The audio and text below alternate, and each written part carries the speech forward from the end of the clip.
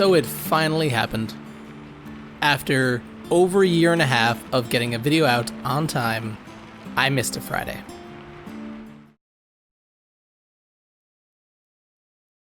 But in that month of time that I wasn't uploading, I managed to get some actual gameplay into my game.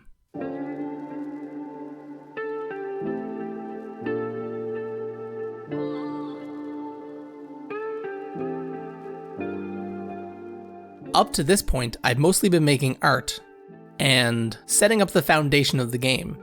So the characters can go explore the ship using the direction nodes, and then once they've found a space, they can explore that space and get resources from it.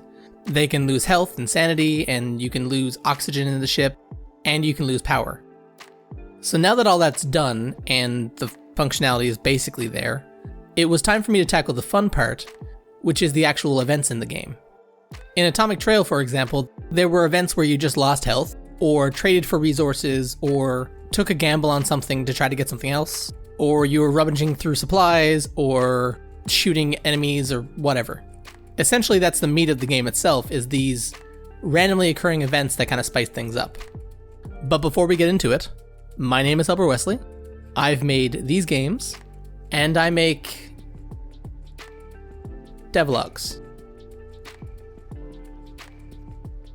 So to begin with, I've been traveling a little bit and have been away from the code for quite some time. So the first thing I had to do was dive into it and figure out what I was looking at. As of right now, everything was running off of a single event. So whether you went to go a direction to search, or into a room, or hung out in base, it was always a single event that you'd be going to. So I had to change that. The first event that I tried to add was a damage event. One where you took damage if you were in the room that was selected. And that's when I realized I had made a mistake in the code. There was nothing locking it off to make it happen once as opposed to continually. So it was continually randomizing and updating the game, going from one event to the next. With a single event, I didn't notice this, but when there's two that it's switching between, it's pretty obvious. The next kind of event that I wanted to add was losing resources, which meant that the game needed to first check to see if you had that resource to begin with. And if you didn't, but that event was selected, it would need to then re-roll the events and pick a new one. Which isn't overly complicated if I had done it right to begin with, but if you watch my videos at all, then you probably know that I don't do that, usually. So it was a little bit of screwing around to get that to work. Basically, I made it so that the event selector picks a number between 1 and a variable. That variable is called number of events. So as I add more events, I just tweak that number. And so then when the game picks an event that it can't actually do because it's missing resources or the character's not alive anymore or whatever reason, it'll re-roll a number from 1 to whatever. So that way, no matter how big the game gets and no matter how many events I add, it will always be able to re-roll it again properly. But after setting that up, I had to go in and check to see if it was working, which meant running the event over and over and over and over and over again. And because RNG is a bit of a painful thing sometimes, it took a little while, but it eventually did work. I was able to lose a resource, but only if I had it in the first place in my inventory. So to this point, all of the events in the game were no choice events, which means that the player just has to accept that they've happened and they don't get a say in it. They're obviously the easiest events to set up for me, but they're not very interesting to the player.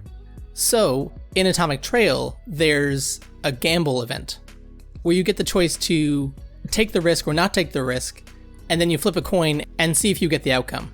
But this time I wanted to use dice, just because I think the dramatic rolling of the dice looks more interesting.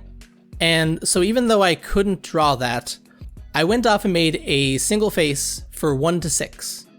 For a split second, I thought about doing a 3D looking kind of image, but decided against it because I'm not an artist. And this will work just fine. So after I finished making the die, I made a quick animation where it flips between the different faces and then slows down as it gets closer to the end. And my plan was to originally have it so that each number would have its own set of this. 1, 2, 3, 4, 5, 6 would have its own animation going through. But that actually felt like more work than just making a single animation where it runs through and then at the end of the animation, flip to whatever is the result. And you can tell while doing this that all of the traveling I've been doing has kind of worn me down. Because I'm doing one thing and then previewing the game, and then doing one thing and previewing the game, one thing, previewing the game, and so on. I just did not have the brain power for it. So how it basically works is that when you accept the gamble, a variable randomly picks an integer from 1 to 6, and the original animation plays. When the animation finishes, it flips to whatever number is associated with that variable. And then you get the results, in this case taking damage, based on how high the number rule is.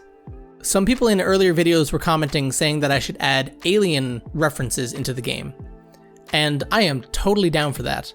But I don't want to go so far that I might get in trouble. So this first gamble event is basically going to be your crew runs into a green egg up against the wall. And the gamble is that if you decide to investigate it, all of the crewmen in that room might get hurt. But if you're successful, you'll get information points that you can use to find out what happened on the ship, which is really the eventual goal of the game. But to differentiate from aliens, when you lean into it and you take damage, it's not a facehugger jumping out and grabbing you. It's just an acidic fluid that flies out and burns your crewmates. And while setting this up, I realized that I've been watching too much analog horror, because when this happened, my first reaction was, oh no, the alternates are coming for me! But I'm fine, obviously. I wasn't replaced by an alternate. And just like the other events, once this one was done, I had to fire it up again and again and again and again to make sure that it worked. Before I go around copy and pasting it to make new events, I want to make sure that the original one works to begin with. Which is also why I stopped there, because I want to add some shake to the object, and some sound effects and some other things to the event itself before I go copying it. And since I don't have internet right now, I couldn't download an extension that I needed to do that. So I decided to go off and work on the next event, which was originally going to be something like the fishing bar in Stardew Valley, where you crank a knob back and forth to keep in line with a bar. But for some reason I felt like that was going to be difficult to do, and I'm worn out from traveling right now, so difficult means not gonna happen. So instead, I made a little ring of lights. So you'd be angling the knob to line up with the lights. But then, I kind of liked this like mechanical organics look that was going on in the art. So I leaned into that, and instead of a light bulb coming on, it's an eyeball that'll pop out. And that'll hopefully be just a little bit unsettling. And for this event, I was going to use a timer. And to represent the timer, I decided to make little tubes that are filling up a liquid. So I'm not exactly sure how I'm going to describe this in an event, but basically it's going to be two knobs that show up on some organic machine type thing, and you've deduced that when the liquid fills up in the tubes, something bad will happen. So you've got to line up the knob with the eyeballs to combat that. It sounds a little weird when you explain it like that, but I'm sure it'll make sense in-game. Sadly for this event though, I ran out of time as I was putting it in. I am really happy with how it's all coming together. I think those two events are going to really spice things up, and once I have sound effects and some screen shake and object shake and all of those sorts of shake things into the game, I'll be able to copy them down and make different varieties of each one. And then I can start using some of the comments that were left on the videos to create some pretty cool little story bites.